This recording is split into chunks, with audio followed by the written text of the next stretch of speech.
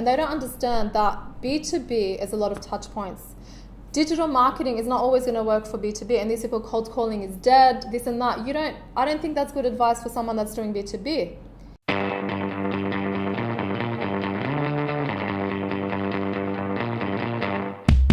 I've got Rana Kordahi with me again. Welcome, Rana. Thanks, John. Thanks for having me again. Hey, I know you do a lot of work in B2C and B2B, transactional B2B type environments, and there's, in your mind, there's quite a big difference between B2B and B2C in the way you sell. Could you talk about that subject a little bit, and particularly for those people selling B2B that might have been told a little bit about how to sell B2C and why it won't work? Okay, so I do, most of my work is B2B. My B2C, I would call it B2E, is to sell to entrepreneurs, my online course. Okay. So I don't do a lot of that, but I've seen time and time again people who end up buying these $5,000 masterminds, $10,000 masterminds, and they have a startup in software. Or a B2B person go from a B2C telemarketing role to a B2B complex long sales cycle, and they don't understand, so they're not getting the training, and they don't understand that B2B is a lot of touch points. Digital marketing is not always going to work for B2B, and these people, cold calling is dead, this and that. I don't think that's good advice for someone that's doing B2B. Why is that? Because so for retail, I wouldn't never ever, for B2C, I would never do a cold call. I'm against that, because you're calling people's homes, and it's just, you're going to be doing a lot of calls. But in a B2B environment, the cold call is not about closing. It's about, firstly, creating awareness. Secondly, it's about building some type of relationship. And getting some sort of rapport. Rapport. It's a step in a sales process. Exactly. It's the first step. And also, it's about gathering information. How do you think I got my insights for my huge sales that I've made recently are from cold calls I made 5 years ago that are now closing for $100,000. So that all started with a cold call. I got the insights, I gained the knowledge, who is who, what's happening, do they use software, do they use training, what's going on? Okay, so I would have never got to the point, and I added them into my sales funnel, which is LinkedIn. But when you tell somebody, hey, no, just connect with them on LinkedIn and it'll all take care of itself. Sometimes these people are getting hundreds of messages a day from lead generators. You picking up that phone and you're like, hey, I just wanted to give you the heads up, I'm out there, this is what I do. Do you have a minute of your time? Mm-hmm. That's all you have to say. You don't have to go into your pitch. You just ask them some 3 questions just to find out, are they the right person? And do they have the need for you? But you're not asking questions you could have researched the answers to before you made the call. No. It's just... So you've done that research. For me, asking questions is also about... so what I did 2 weeks ago, I was coaching these ladies in cold calling, and I got them, and they had to contact accountants, and I got them to Google the top 10 accountants. It was recruitment, right? They're trying to get they're recruiters. Top 10 accountants, and to tell them, hey, I came across you as I saw you in the top 10 accountants in Blacktown. Do you think those accountants stopped and gave those people the time? Because you're playing to their ego. Mm-hmm. So, I mean, of course you have to do the research, you have to know who you're targeting, you have to understand, or you might say, I saw an article. So I guess it's kind of a warm call in a sense, but it's not really. For me, that's still a cold call. To me, it's really important that you have done your research and you have tried to put yourself in the shoes of that customer before you actually make that call. Yeah. And hopefully have picked up on what's likely to be one of their 2 or 3 key top of mind issues. Yeah. And I love the way Steve Hall talks about this, and the fact that he, when he's selling to the C-suite, and he's saying you need that one item. And you've mentioned a digital company he's got an example of digital company selling to retailers and couldn't open the doors. He helped them, and they were trying to open the doors, talking about we're the best digital company and we can do your digital marketing or whatever the case is.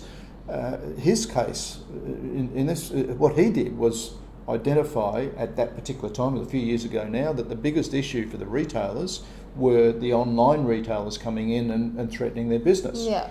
And so he simply approached all the CEOs of the big retailers with a statement that I want to come and talk to you about how you can compete against the online retailers.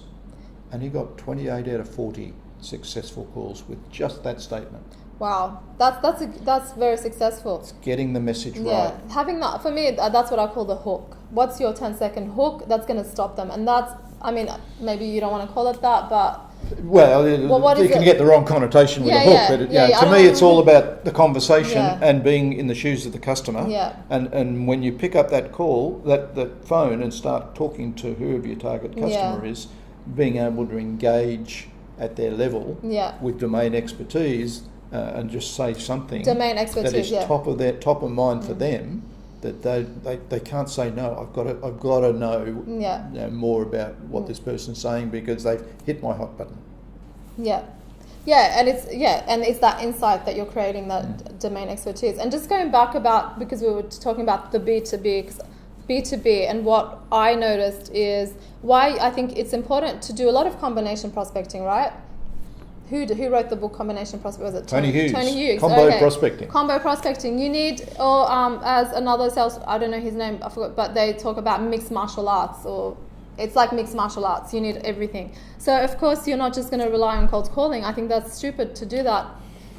I totally agree on that, and my background is larger B2B, more complex B2B, so it is different. But if at all possible, if you can identify first of all how he might be able to get a referral to this person.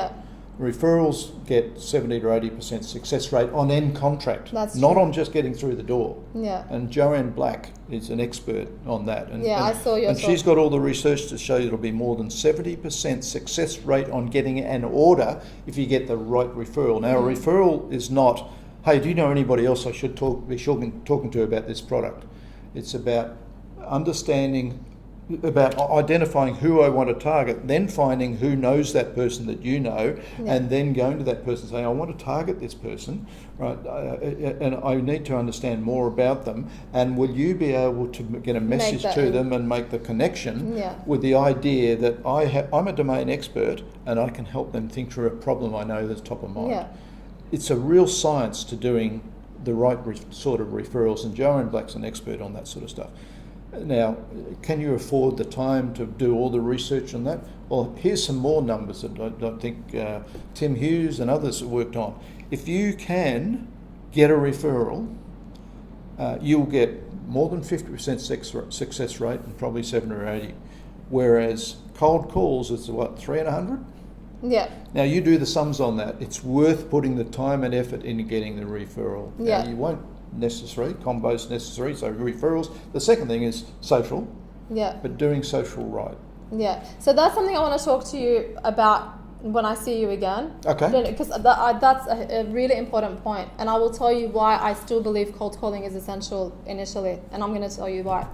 But good discussion. That's important. But the thing is, what I was saying about the B2B versus B2C, the wrong advice. People are coming to somebody that is selling software, and they're not telling them about referrals. They're not telling them about anything. They're just saying, just run a Facebook ad, or just build your personal brand on Instagram. Just do vlogs every day. And there's people that are sitting in high CEO positions that are not impressed, some of them, with that. It's giving the wrong advice to people that want to sell complex sales, or telling them, the sales cycle is a little bit shorter, but it's a long sales cycle. So one guy, he made 700 cold calls, and he said he didn't get anywhere. And I said, did you get an email? Yes. Did you get an appointment? Yeah, I did sometimes. So what that was successful, but because in his mind, he had to close on the phone. He wanted to have a one-call close selling software. And that's what I'm trying to, the point I'm trying to raise. You pick up the phone to arrange an appointment. And that's all you do in a B2B environment. Totally agree. Or maybe not even that. You pick up the phone to gain information, as you mentioned earlier. But you're absolutely right. If anybody's picking up the phone thinking they're going to close a B2B sale on the phone, no. But that's what I mean about the success, because it comes later. It doesn't come straight away. And sometimes it's not even measured. But we'll talk about that in the cold calling is not dead, because I want to talk about that as well. No, some interesting thoughts there. Thank you very much. I think let's explore that more in future discussions. Certainly in a B2B environment, the B2B environments I know, I hate the concept of straight cold calls. I hate the concept of you've got to close on the phone. Yeah. It is a process you're going through. Yeah. It's a development of relationship process, and Definitely. people like John Bedwani will turn the thing totally upside down. He talks about the fact that the inside salesperson on the phone has to be your best salespeople. Yeah. Whereas other people have got I agree. They're the new hires, and we're training them, and they're picking up the phone, calling senior executives. It's crazy. Turn it upside down. And have the really top salespeople being the guys on the phone. I love that. Building relationship and starting the sales process through a journey. Yeah. It is a process. That's a brilliant insight from John Bedwani. I didn't even think about that. I didn't. So, well, thanks for that. Let's develop the subject further, and next time we get together. Okay. Thank you.